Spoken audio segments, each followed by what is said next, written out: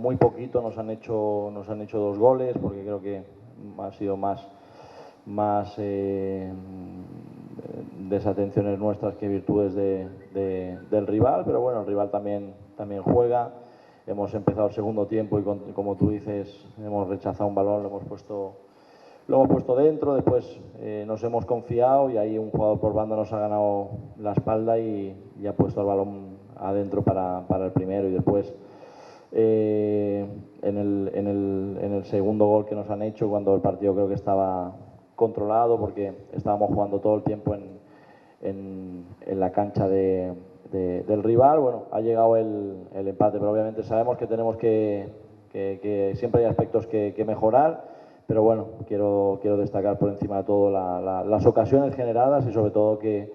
en un partido muy duro hemos podido conseguir los 3 puntos. De vuelta demostramos que no queremos entregarnos y no nos vamos a entregar.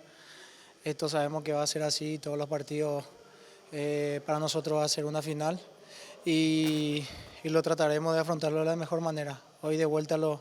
hemos demostrado, lo repito, el equipo en ningún momento se entregó. Hasta el final lo buscamos y gracias a Dios pudimos conseguir el gol a minuto final y contento por eso, por la actitud, por la personalidad que tuvo el equipo en todo el partido, así que feliz por eso. Seguramente con trabajo y dedicación lo vamos a afrontar de la mejor manera porque sabemos que van a ser todos los partidos así y bueno, hoy de vuelta lo hemos demostrado dentro de la cancha ante un rival que complicó bastante, pero bueno,